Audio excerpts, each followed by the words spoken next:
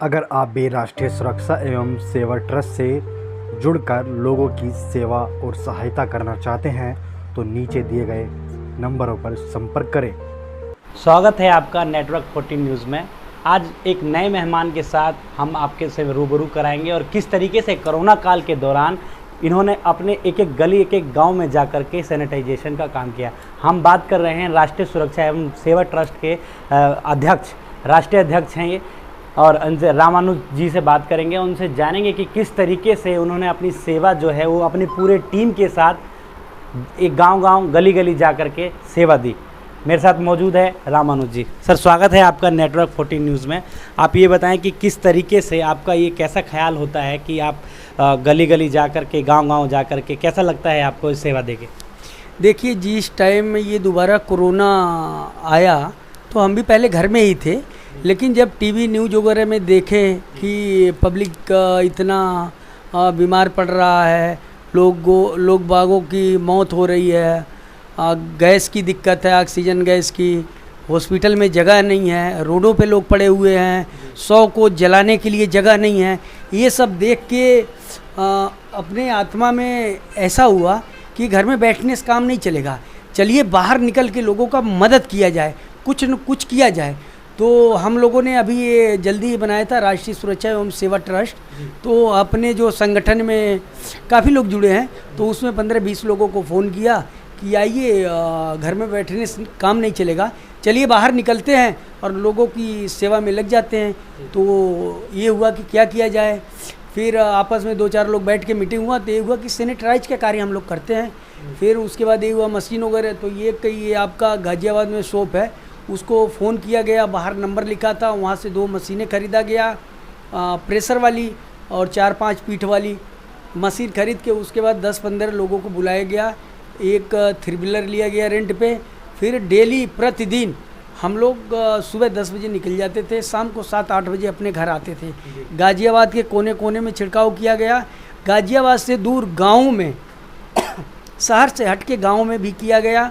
ये आपका मुरादनगर से काफ़ी आगे तक हम लोग गए, इधर काफ़ी गाँव में भी गए। अभी मुझे ये बताएं कि आपकी जो सेवा ट्रस्ट है, इसमें महिलाओं ने भी बढ़ चढ़ कर हिस्सा लिया। उन्होंने किस तरीके से अपने जो हौसले को कायम करके आपके साथ कंधे से कंधा मिला करके गली गली और गांव-गांव जा कर के सैनिटाइजेशन का काम किया? देखिए, इस कोरोना काल में ये हमें एहसास होगा, पुरुषों से ज़्यादा महिलाओं का रोल हमारे साथ रहा।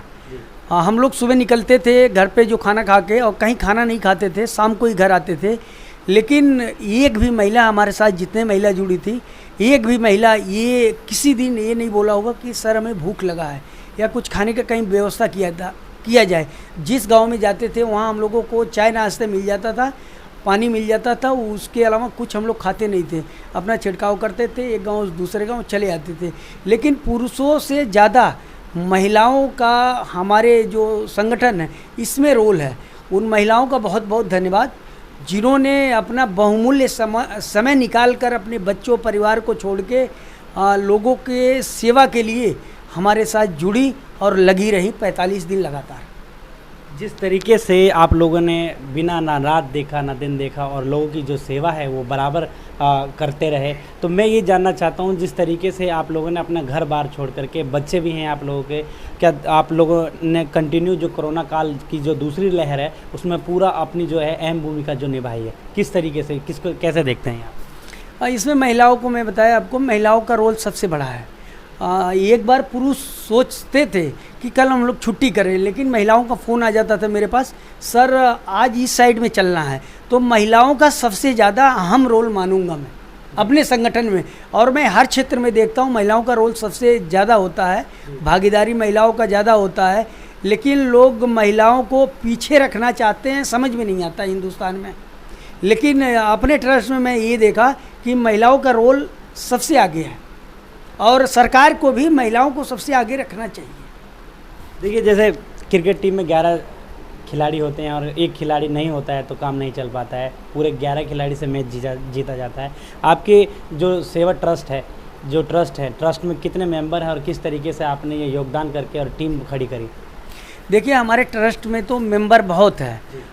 उस टाइम हम लोगों को पैसे की दिक्कत होती थी, क्योंकि कोरोना काल था, लोगों के घर में बच्चे भी थे, ये भी सोचा जाता था अगर घर में किसी का तबीयत खराब हो जाए तो क्या किया जाए। लेकिन हम लोग प्रभु का नाम लेके सुबह घर से निकलते थे, रात को 8-9 बजे घर आते थे। लेकिन एक टेंशन तो हमें होती थी कि 10-12 लोग साथ में जाते थे, ये बार बार सोचता था अगर किसी को कुछ हो गया तो मैं जवाब क्या दूंगा। लेकिन घर से निकलने के पहले यही सोचता था, हे प्रभु, हे मेरे मालिक, अगर किसी को कुछ ना हो, अगर ऐसा भी मौका आए तो सबका दुख हमें दे देना, बट हमारे जो कार्यकर्ता है इनको सही सलामत रखना। ये मैं बार बार भगवान से प्रार्थना यही करता था। देखिए, इसी तरीके से जो कोरोना काल में जितने लोगों ने अपना बढ़ चढ़ कर हिस्सा लिया और लोगों की मदद करने के लिए आगे आए, इसी तरीके से राष्ट्रीय सुरक्षा एवं सेवा ट्रस्ट को मैं सलाम करता हूँ। नेटवर्क 14 न्यूज़ जो है वो सलाम करता है, एक एक मेंबर को सलाम करता है। इसी तरीके से जो कोरोना काल है और कोरोना काल में मदद करने के लिए आने वाले तीसरी लहर के लिए भी ये लोग तैयार हैं। बने रहिए।